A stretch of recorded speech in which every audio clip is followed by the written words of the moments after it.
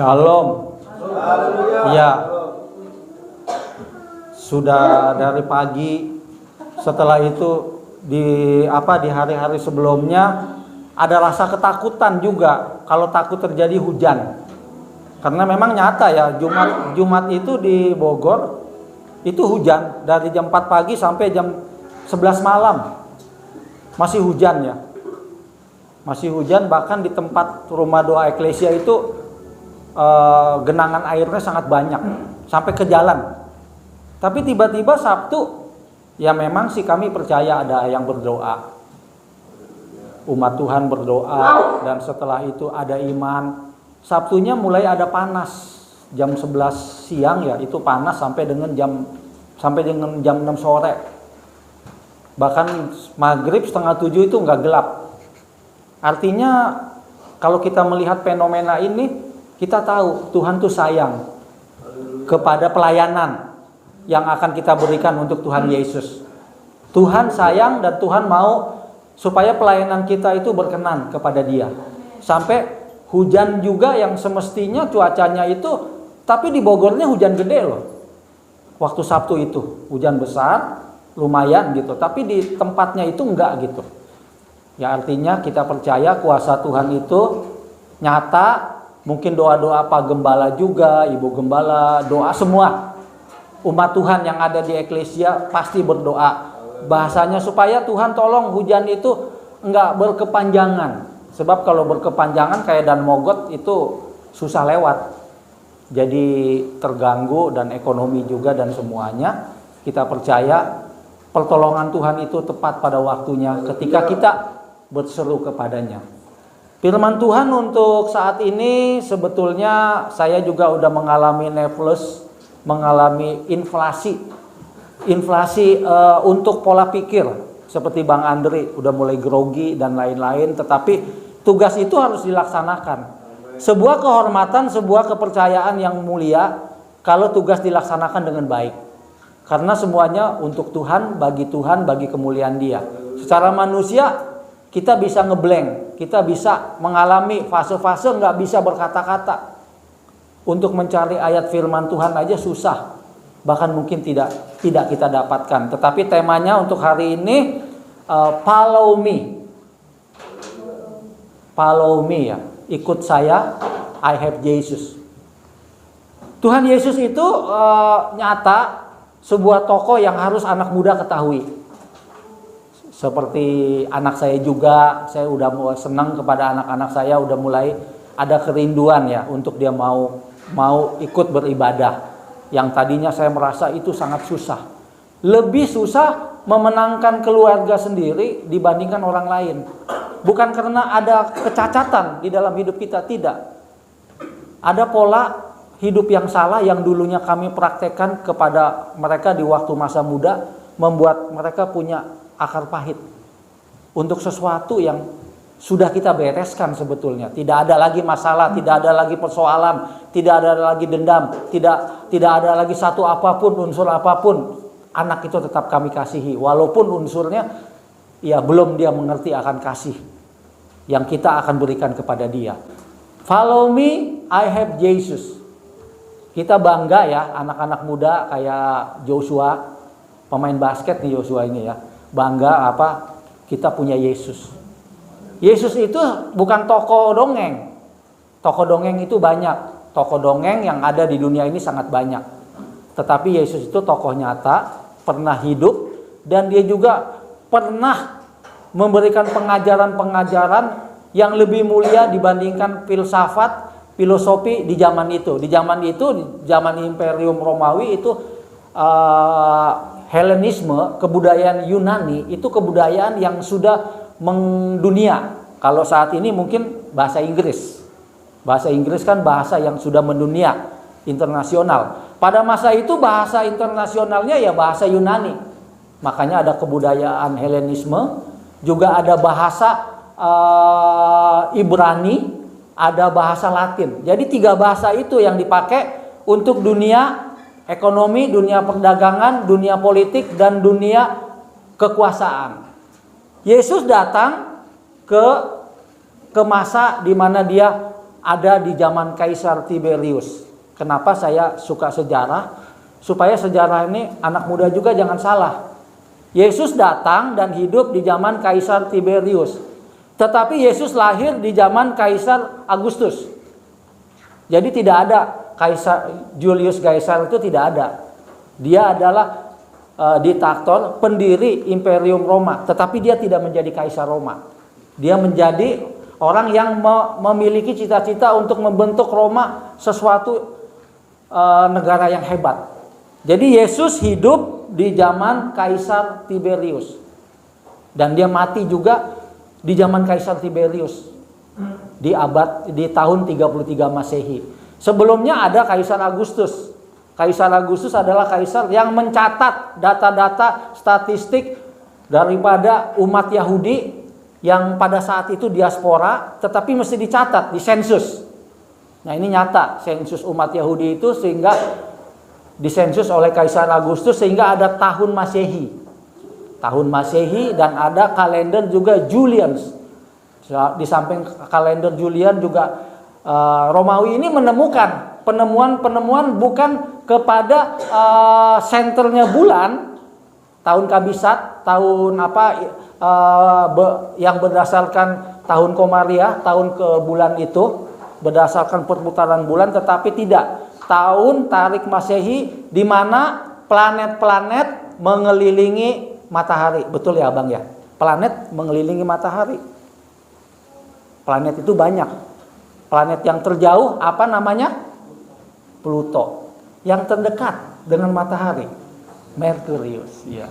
Kalau Jupiter dan Uranus, ya itu planet-planet yang memiliki bulannya bahkan banyak. Ada 12 bulannya. Itu hanya astrologi. Yesus hidup di zaman itu dan Yesus menggenapi semua astrologi yang ada di dalam peradaban sampai saat ini. Yes, Yesus itu tetap ada. Yesus itu adalah Tuhan. Yesus adalah Juru Selamat. Yesus adalah Mesias. Yesus itu mengorbankan darahnya. Dan Yesus juga memberikan pengajaran. Ikut saya. Kalau kamu ikut saya, kamu akan menemukan kebenarannya. Kita buka Matius 6 ayat 33. Ini pengajaran Tuhan Yesus yang spesifik, yang mesti anak muda pelajari dan dilakukan. Matius 6 ayat 33. Demikian firman Tuhan, tetapi carilah dahulu kerajaan Allah dan kebenarannya, maka semuanya itu akan ditambahkan kepadamu. Apakah kerajaan Allah itu? Apakah kerajaan Allah itu? Kerajaan Allah adalah kerajaan yang diberikan oleh Yesus Kristus supaya kita masuk ke dalam zona itu. Kerajaan Allah adalah kerajaan yang diberikan oleh Yesus Kristus ketika Yesus Kristus hidup di dunia, melalui hidupnya, melalui sikapnya, melalui pengajarannya, melalui bagaimana dia memberikan aspek hidupnya kepada setiap manusia yang ada pada saat itu dan mengikutinya. Itulah kerajaan Allah. Karena Yesus tidak menciptakan kerajaan dunia. Yesus tidak menciptakan kerajaan dunia. Kalau dia menciptakan kerajaan dunia, dia akan melawan kepada Imperium Romawi.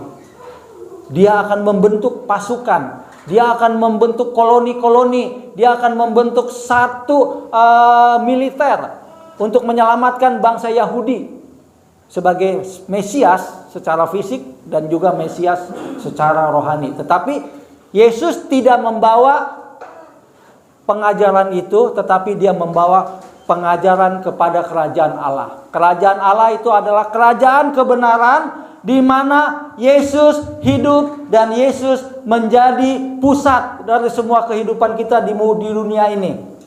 Menjadi pusat loh.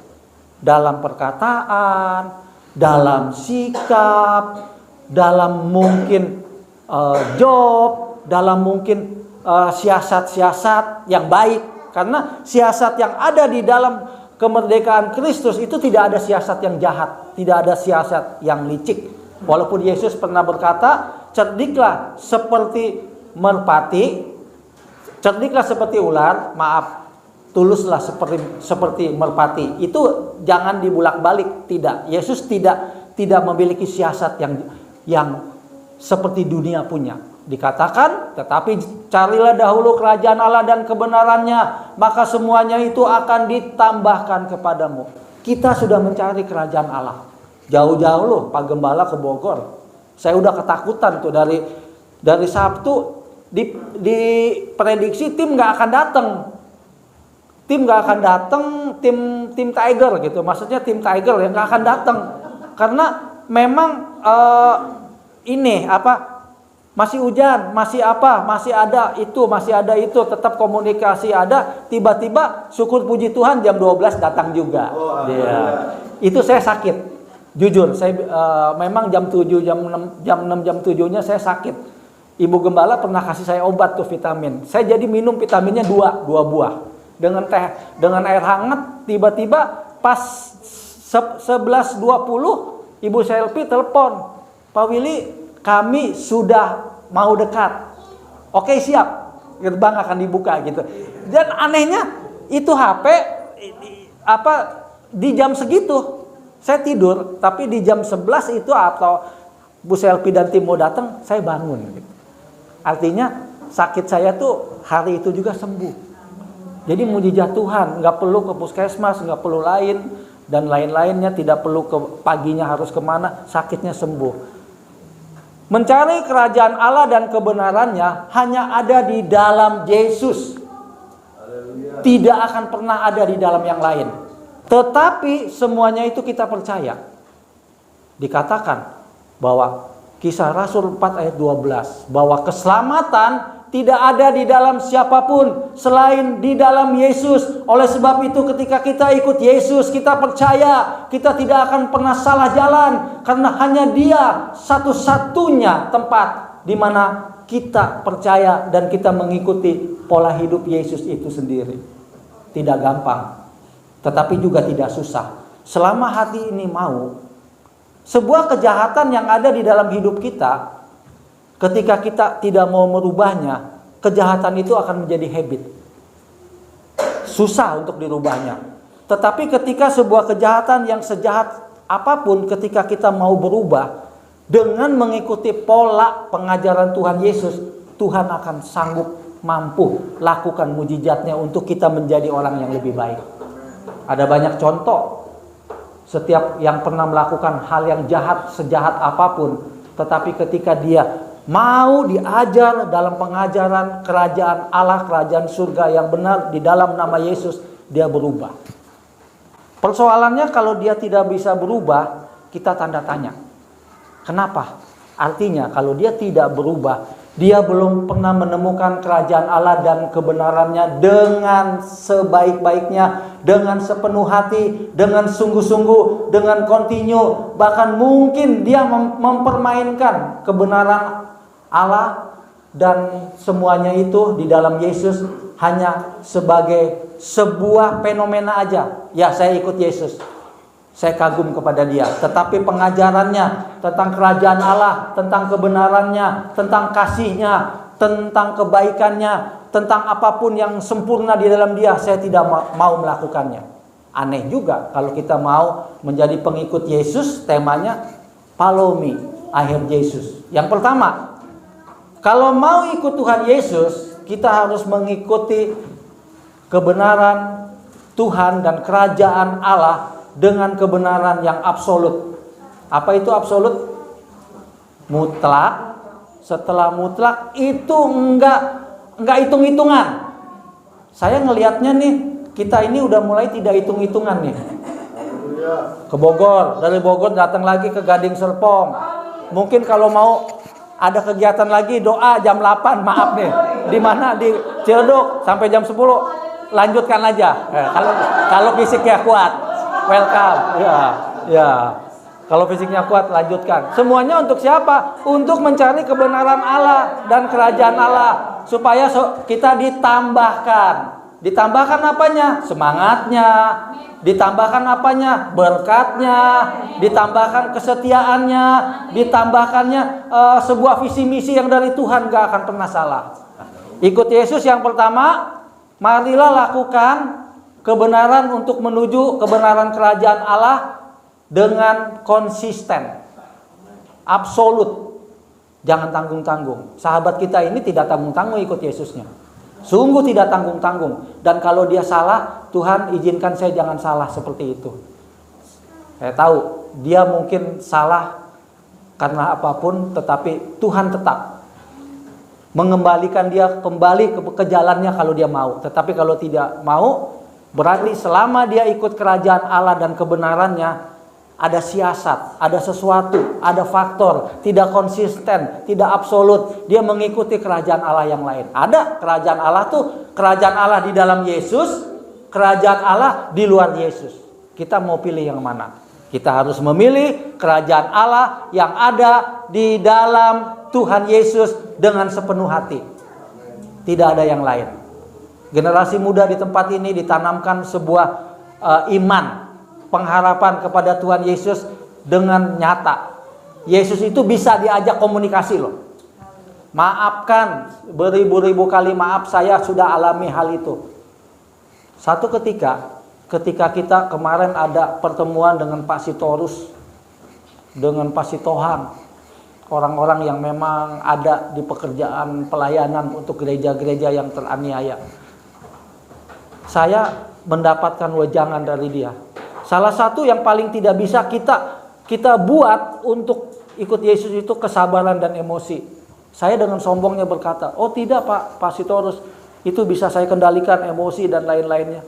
Tiba-tiba saya ditinggalin, bukan ditinggalin mereka punya motor, punya mobil ninggalin saya harus jalan 45 kilo di area itu walaupun malam jam 11. Itu ada mobil loh. Mobil nyimperatin saya pinggir jalan, saya lagi jalan kena muka saya. Sekali. Agak marah saya. Yang keduanya motor. Yang ketiganya begitu, saya berkata-kata, aduh Tuhan. Benar-benar. Bahkan saya hampir bawa batu mau ngelempar dia. Aduh Tuhan Yesus. Jadi ketika kita sombong, tidak, saya akan bisa mengendalikan diri saya dari itu. Langsung 3 kali diuji di mobil jalan. Langsung saat itu juga. Padahal saya di situ bukan bersaksi ya, dikasih kesempatan untuk bicara kepada hamba-hamba Tuhan itu, ada itunya, ada videonya. Tetapi ketika saya berkata, meninggikan diri saya sudah bisa mengendalikan emosi saya untuk mengampuni, untuk lain. Tiba-tiba satu mobil muka saya kesiram. Memang hujannya besar Jumat itu. Waduh. Yang kedua motor, yang ketiga motor lagi. Saya marah, saya bilang, saya tunjuk, aduh Tuhan. Baru saya ingat batunya saya simpan. Oh Tuhan Yesus. Baru tadi saya berkata mau ikut kerajaan Allah dan kebenaran-Mu. Tapi saat itu juga saya tersentuh. Saya terkontaminasi dan ketika itu saya diam di satu tempat. Di situ saya berdoa, Tuhan ampuni saya, Tuhan ampuni saya. Ternyata saya nggak lulus saya. Coba kalau misalnya maaf batunya dilempar ke motor itu, walaupun salah dia salah, dia nyodok di pinggir jalan kita ini, dia salah. Tapi kalau itu terjadi, Tuhan tidak dipermuliakan. Tapi untungnya Tuhan baik, nggak terjadi. Dianya tahu, dianya kabur karena dia salah. Jalan becek sengaja dikebut sehingga kita kena. Oh haleluya Tuhan Yesus. Ternyata kita nggak lulus. Dari emosi, dari rasa ingin bukan dikasihan ya, ingin dibenarkan. Nah dari kejadian gitu kita belajarnya sederhana. Ketika kita mengikuti kerajaan Allah dan kebenarannya dengan baik, dan ada kesombongan di dalam diri kita, meninggikan diri kita, saat itu juga akan diuji. Apakah kita lulus dari level itu?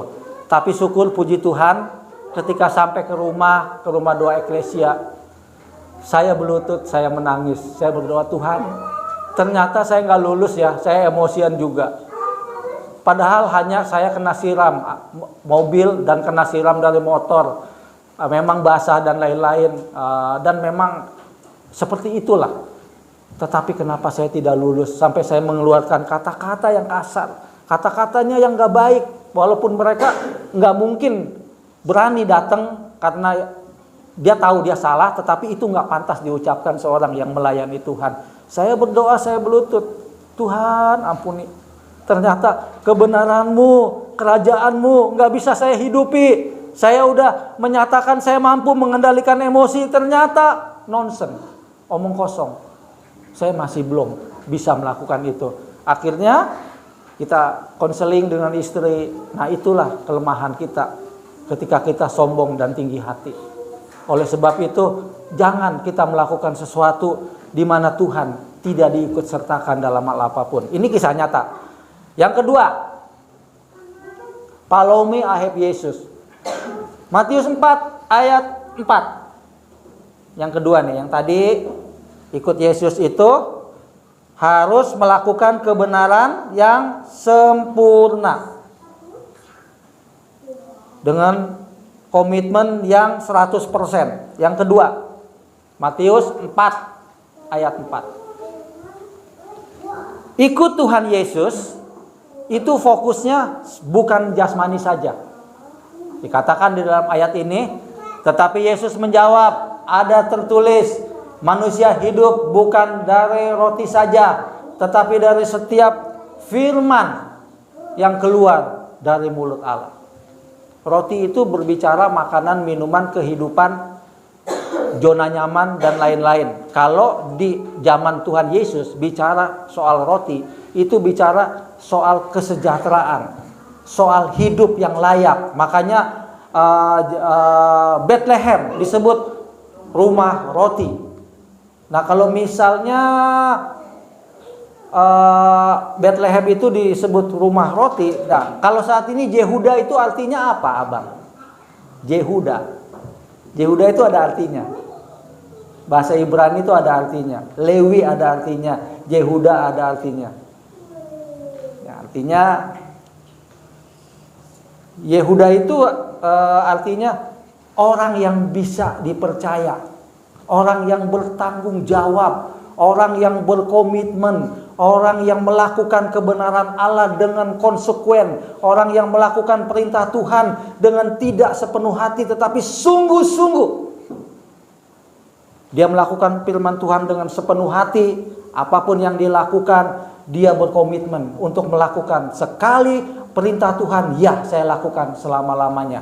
Yang kedua, ikut Tuhan Yesus itu berbicara mengenai bagaimana kita ikut apa yang Yesus ingin lakukan di dalam kebenarannya. Yesus itu sang kebenaran.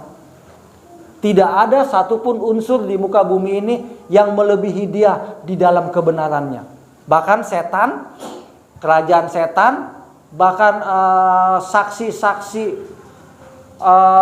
Great Church, Satanic Church itu takut kepada Tuhan Yesus.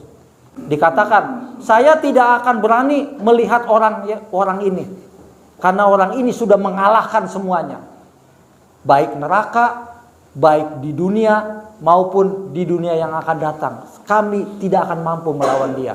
Artinya firman Yesus itu bukanlah berbicara tentang makanan yang kita hadapi setiap waktu, setiap saat.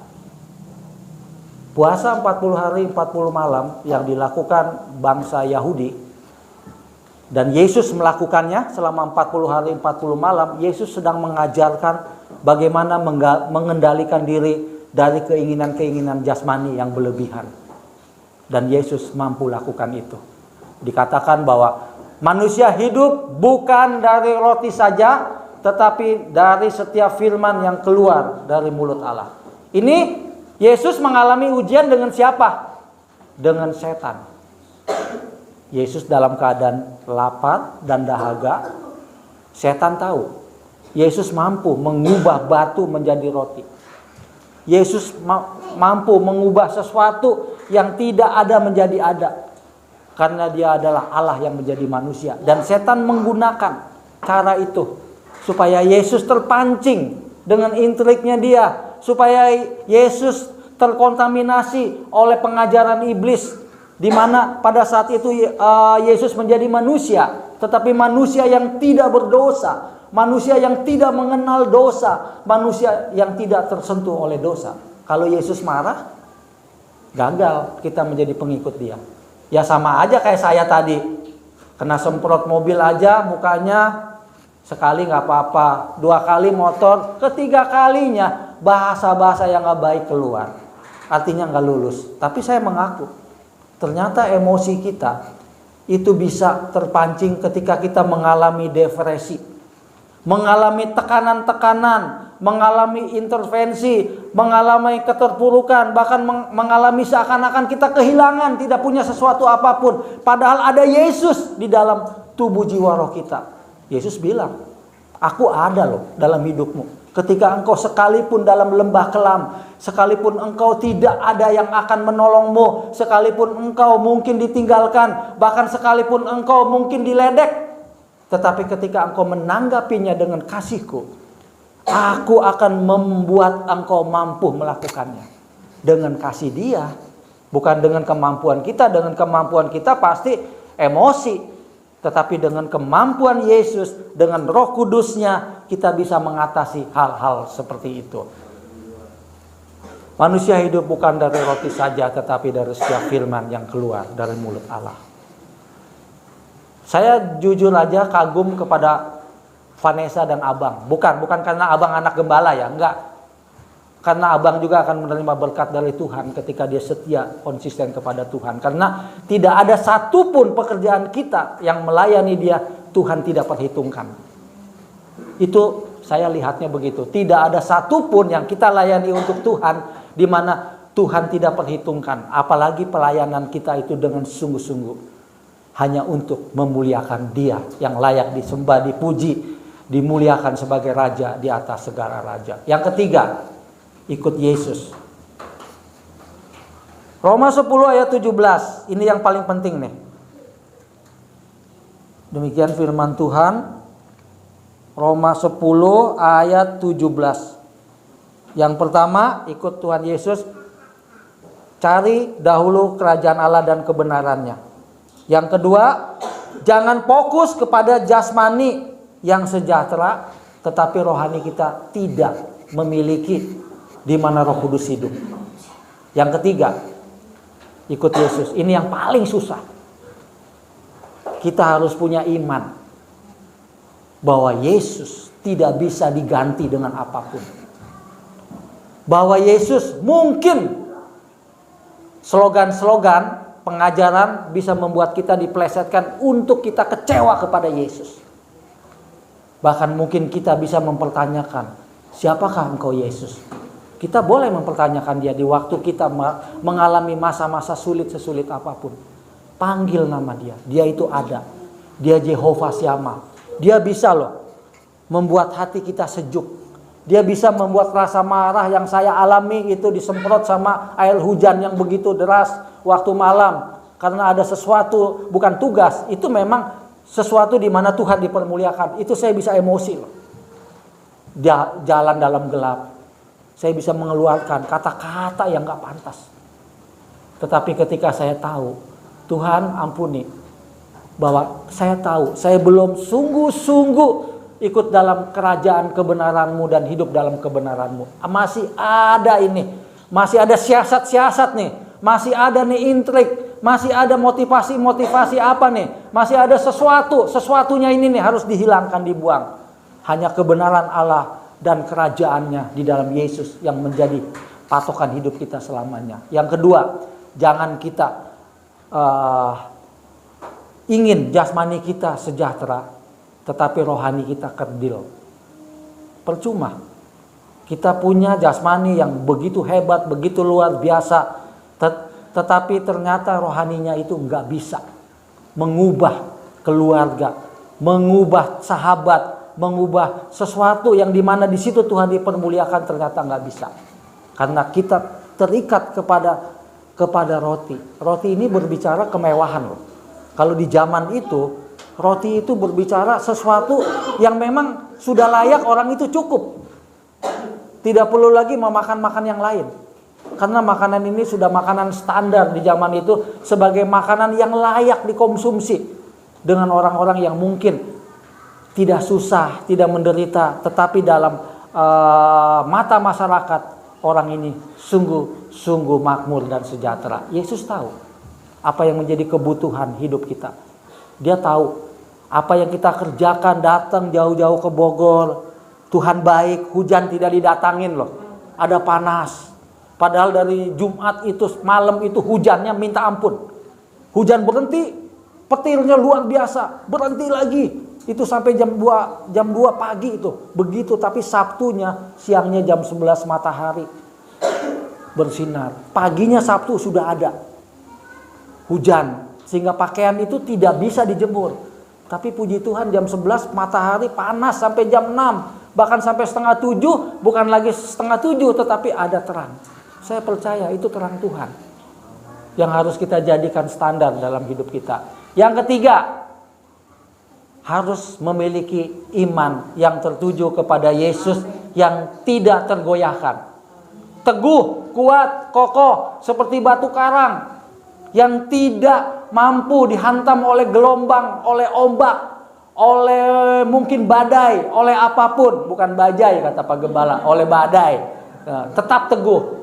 Dia menjadi mercusuar, batu karang yang teguh.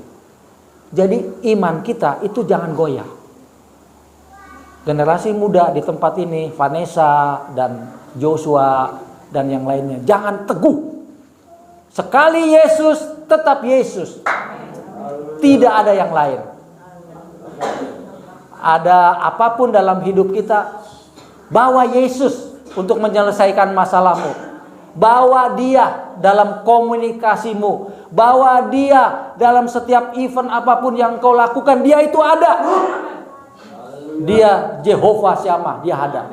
Dia gak main-main loh, dia ada. Waktu saya terpukul, emosi saya terpancing, saya datang pas sampai ke rumah doa eklesia. Di depan gerbang itu saya doa, Tuhan, ternyata saya gak lulus ya. Untung orang yang saya lempar batu pakai motor itu nggak kejadi. Kalau kejadi gimana nasib rumah doa eklesia, besok orang datang. Tapi Tuhan baik loh. Seperti tangan saya itu ada yang ini. Dia salah. Seorang penjalan kaki yang udah tua. Makanya jenggotnya itu saya lepas saja. Jenggot juga nggak berguna. Mau kamu plase mentang-mentang di kereta api supaya dikasihani gitu Ibu Novel. Jadi gini, kalau jenggotnya putih, di kereta kita duduk modus. Belaga gini. Bapak silakan Pak duduk. Padahal jangan. Selama kita masih kuat, ada Yesusnya yang kuat. Bahkan kita ada yang memangnya lebih muda mau duduk, silakan. Karena ada Yesusnya. Itu yang penting. Jadi yang ketiga, memiliki iman yang teguh, yang tidak goyah, yang mengatakan sekali Yesus tetap Yesus selama hidup kita. Generasi muda di tempat ini tidak salah untuk menerima pengajaran, untuk menerima kehidupan di mana Yesus dibawa dalam hidup kita. Tidak akan pernah sia-sia. Dan iman kita itu jangan sampai gagal kepada pendengaran akan yang lain. Dikatakan jadi iman timbul dari pendengaran, dan pendengaran itu oleh firman Kristus. Ini Roma 10 ayat 17. Itu saat-saat terakhir Rasul Paulus mau dieksekusi. Ketika dieksekusi, dia ada dua pilihan. Pilihan yang pertama, dia sebagai warga kerajaan Romawi, dia diampuni. Dengan catatan, dia tidak usah mengajarkan tentang Yesus yang tidak pernah hidup bersama dengan dia. Dan dia diangkat menjadi seorang ahli filsafat, menjadi seorang yang di Roma pada saat itu untuk jabatannya ada sebagai teknorat atau sebagai pemikir seperti Sokrates. Tetapi dia berkata bahwa saya hidup walaupun saya tidak mengenal Yesus secara face to face, secara fisik, tetapi saya percaya dia yang dikatakan dulu yang aku anggap kebanggaan bagiku ketika aku mengenal Yesus Kristus itu adalah sampah bagiku, dan aku melihat dia sebagai satu-satunya pengajaran dalam hidupku yang harus aku lalui sampai di garis akhir. Jadi Rasul Paulus ini mati dibunuh di Roma tahun 68 Masehi oleh Kaisar Nero. Dia dibunuh, dan sebelum dia dibunuh dia dikasihkan sebuah tawaran karena dia warga Romawi. Tinggalkan Yesus atau ikut kita Kalau kamu tinggalkan Yesus, kamu dapat jabatan. Kalau kamu tidak tinggalkan Yesus, kamu mati. Dia berkata, sekalipun aku mati, walaupun aku tidak mengenal dia, tetapi apapun yang sudah aku lakukan untuk dia, aku tidak akan pernah menyesal untuk melakukannya. Oleh sebab itu, sebelum Kaisar Nero membakar Roma, dia mengeksekusi Rasul Paulus. Dan Rasul Paulus berkata, aku telah mencapai garis finish dan garis akhir, di mana garis akhir itu yang aku lalui ada Yesus yang menuntun hidupku. Sebab dia segala-galanya. Sebab dia adalah tujuan hidupku yang aku cari, yang dahulu aku banggakan di dalam segala apa yang aku punya. Tetapi ketika aku ikut Yesus, aku menjadi sampah. Karena dia segala-galanya, kemuliaan, kehormatan, kemaksuran bagi Yesus Raja dan Tuhan. Itu iman. Rasul Paulus itu punya iman untuk ikut Yesus dengan sepenuh hati sampai maut memisahkan dia.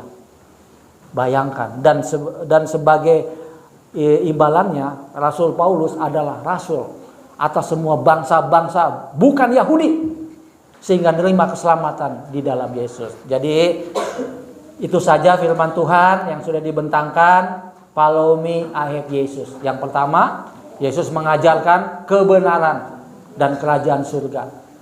Yesus mengajarkan tentang bagaimana kita mencari hidup yang bermakna, bukan hanya fisik saja, tetapi sesuatu yang kekal, yang akan menjadi milik kita. Yang ketiga,